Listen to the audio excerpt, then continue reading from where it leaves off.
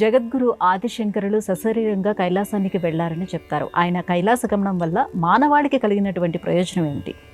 సదాశివ సమారంభాం వ్యాస శంకర మధ్యమాం అస్మదాచార్య పర్యంతాం వందే గురు పరంపరా. సదాశివుణ్ణి సకల లోకాలకు ఆదిగురువైన దక్షిణామూర్తిగా అభివర్ణిస్తే శంకరో శంకర సాక్షాత్ అని ఆ సదాశివుని అంశతో జన్మించిన వాడే శంకర భగవత్పాదుల వారు. ఆ శంకర భగవత్పాదుల వారికి సందేహాలను తీర్చినవాడు వ్యాస భగవానుడు. కనుక ప్రతినిత్యము గురు పరంపరనంతా గుర్తు చేస్తూ వాళ్ళు మానవాళికి చేసిన ఉపకారాన్ని స్మరించుకుంటూ మన జీవితాన్ని గడిపితే కృతజ్ఞతా భావం మనలో పెళ్ళుబికి మన జీవితం చరితార్థమవుతుంది. ఇక ఆదిశంకరులు సనాతన ధర్మ సంరక్షణ సారథిగా షణ్మతాలను భూమండలం మీద భరతావనిలో ఆవిష్కరించి ఆస్తిక్యత్యానికి అండగా నిలిచారు. ఆ ప్రయత్నంలో భాగంగా అనేక భాష్య గ్రంథాలు రచించారు, ప్రకరణ గ్రంథాలు రచించారు, స్తోత్రాలను రచించారు.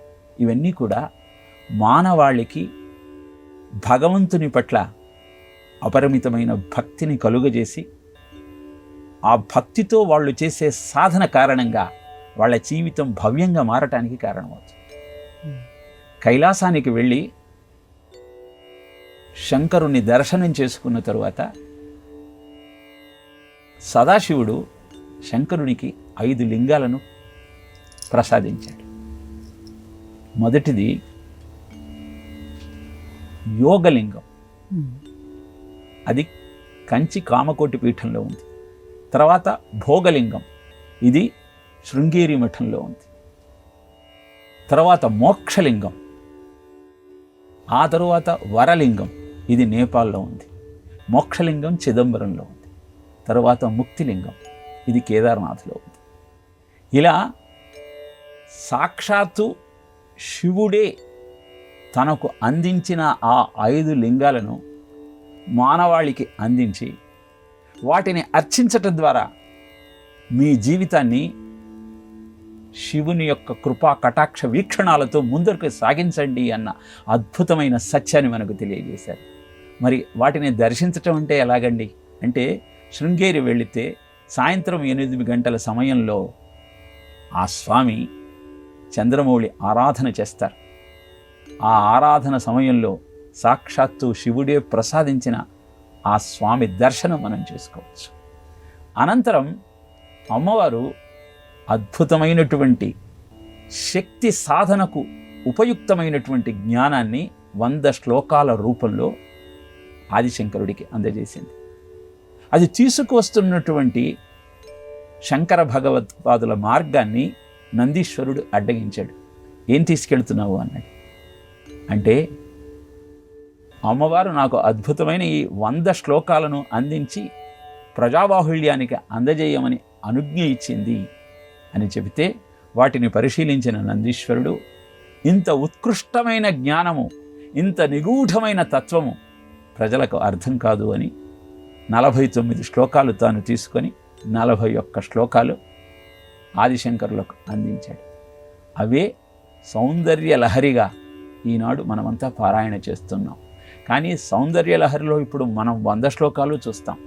మిగతా 49 శ్లోకాలను సాక్షాత్తు ఆ ఆదిశంకర భగవత్పాదులే రచించి విశాలా కళ్యాణీ స్ఫుట రుచిరయోధ్యా కువలయై కృపాధారాధారా